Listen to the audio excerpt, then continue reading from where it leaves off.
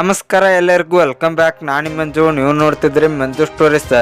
Friends, Pavan Kumar Sherawat ಅವರು ಮತ್ತೆ pro kabaddi ಇತಿಹಾಸದಲ್ಲಿ ಅತಿ ಹೆಚ್ಚು ದುಬಾರಿ ಆಟಗಾರ ಅಂದರೆ ಅತಿ ಹೆಚ್ಚು ಹಣಕ್ಕೆ ಸೇಲಾದ ಆಟಗಾರ ಎಂದು ಗುರುತಿಸಿಕೊಳ್ಳಲು ಮತ್ತೆ ಅವಕಾಶ ಬಂದಿದೆ ಅಂತ ಹೇಳ್ಬೋದು. ಇದು ಸಾಧ್ಯನಾ ಅಂತ ನಾನು ನಿಮಗೆ ಈ ವಿಡಿಯೋದಲ್ಲಿ ತಿಳಿಸ್ಕೊಡ್ತೇನೆ.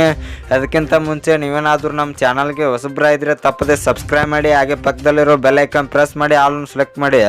ಯಾಕೆಂದರೆ ನಾನು ಯಾವುದೇ ಒಂದು ವಿಡಿಯೋ ಹಾಕಿದರೆ ನಿಮಗೆ ತಕ್ಷಣ ನೋಟಿಫಿಕೇಶನ್ ಬರುತ್ತೆ, ಅವಾಗ ನೀವು ವಿಡಿಯೋನ ಮೊದಲಿಗರಾಗಿ ನೋಡಬಹುದು. ಸಬ್ಸ್ಕ್ರೈಬ್ ಅನ್ನೋದು ಸಂಪೂರ್ಣ ಉಚಿತ. ವಿಡಿಯೋ ಕೆಳಗೆ ಬ್ಲ್ಯಾಕ್ ಟನ್ ಇದೆ, ಮಾಡ್ಕೊಳ್ಳಿ. ಏನೋ ಥರ ಮಾಡಿದೆ ವಿಡಿಯೋ ಶುರು ಮಾಡೋಣ ಬನ್ನಿ. ಹೌದು ಫ್ರೆಂಡ್ಸ್, ಹೋದ ಸೀಸನ್ ಪ್ರೊ ಕಬಡ್ಡಿ ಸೀಸನ್ 10ರಲ್ಲಿ ತೆಲುಗು ಟೈಟನ್ ತಂಡ ಇವರನ್ನು 2.60 ಕೋಟಿ ಕೊಟ್ಟು ಪವನ್ ಕುಮಾರ್ ಶರಾವತ್ ಅವರನ್ನು ಖರೀದಿ ಮಾಡಿದ್ರು. ಪವನ್ ಶರಾವತ್ ಅವರು ಅತಿ ಹೆಚ್ಚು ದುಬಾರಿ ಆಟಗಾರ ಎಂದು ಪ್ರೊ ಕಬಡ್ಡಿ ಇತಿಹಾಸದಲ್ಲೇ ಗುರುತಿಸಿಕೊಂಡಿದ್ರು.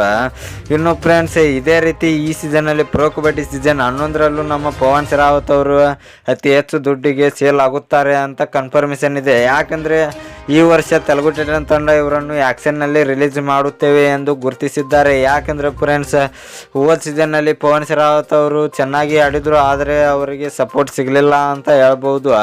ಅಷ್ಟೇ ಅಲ್ಲದೆ ಅವರಿಗೆ ಜಾಸ್ತಿ ಅಮೌಂಟ್ ಕೊಡುವುದರಿಂದ ಅವರನ್ನು ತೆಲುಗು ಟೈಟನ್ ತಂಡ ಕೈ ಬಿಡುತ್ತದೆ ಅಂತ ಹೇಳ್ಬೋದು. ನಮಗೆ ಇಷ್ಟೊಂದು ದುಡ್ಡನ್ನು ಕೊಡೋದಕ್ಕೆ ಆಗೋದಿಲ್ಲ, ಅದಕ್ಕಾಗಿ ನಿಮ್ಮನ್ನು ಆ್ಯಕ್ಷನ್ಗೆ ಬಿಡುತ್ತೇವೆ ಎಂದು ನಿರ್ಧರಿಸಿದ್ದಾರೆ ಅಂತ ಹೇಳ್ಬೋದು. ಹೀಗಾಗಿ ಆ್ಯಕ್ಷನ್ನಲ್ಲಿ ಪವನ್ ಶರಾವತ್ ಅವರು ಧೂಳೆಬ್ಸೋದು ಪಕ್ಕಾ ಅಂತ ಹೇಳ್ಬೋದು. ಇನ್ನು ಫ್ರೆಂಡ್ಸ್, ನಿಮ್ಮ ಪ್ರಕಾರ ಪವನ್ ಕುಮಾರ್ ಶರಾವತ್ ಅವರು ಎಷ್ಟು ಅಮೌಂಟಿಗೆ ಸೇಲ್ ಆಗ್ತಾರೆ ಅಂತ ಕಮೆಂಟ್ ಬಾಕ್ಸಲ್ಲಿ ಕಮೆಂಟ್ ಮಾಡೋದ್ರ ಮೂಲಕ ತಿಳಿಸ್ಕೊಡಿ.